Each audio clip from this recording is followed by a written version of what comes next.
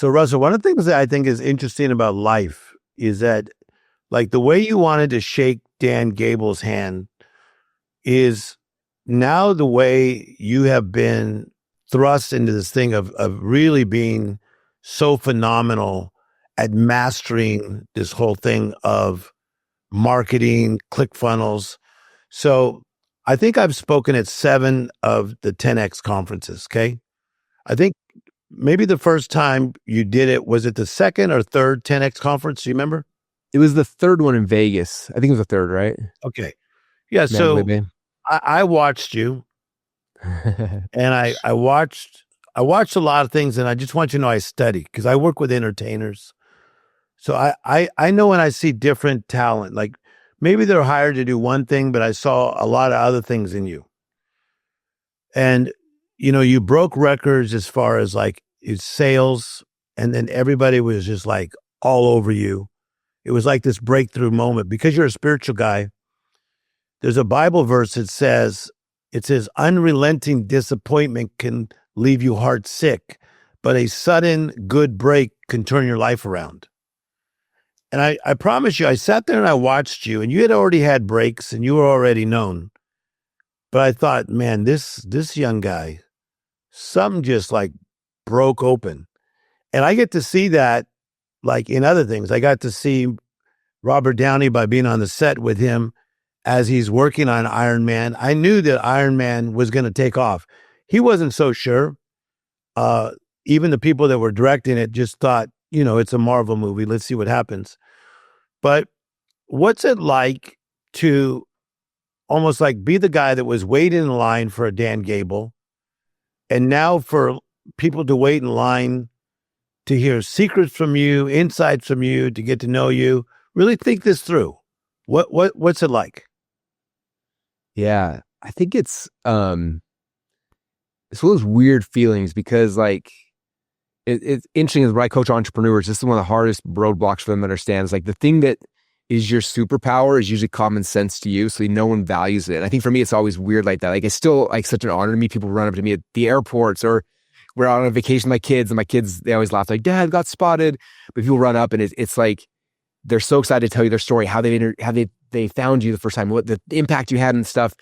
And it's just like I don't know, it's a really cool feeling, but it also doesn't make sense. You know what I mean? It's like I was just this nerdy guy in a room reading a bunch of old business books and testing things forever. No one seemed to care. And then eventually everyone seemed to care.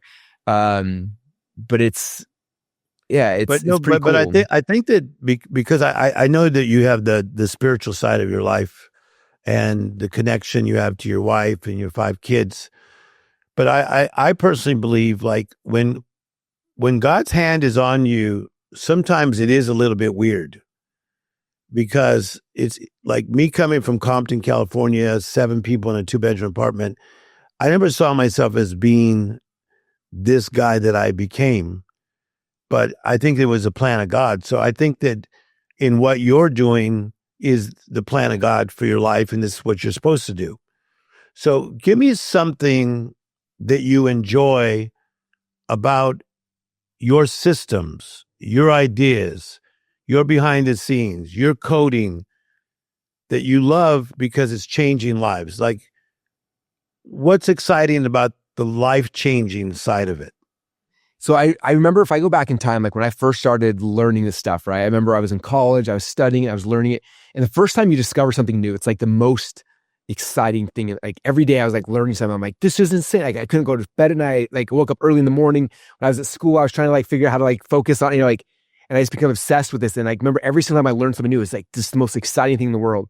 But over time, after doing this for a year, 5 years, 10 years, like it's harder and harder to find those new insights, the new like aha shiny objects, And so for me, it was like after like 10 years of being in business, it was just kind of like I knew the process, it worked, we made money, it was like that thing.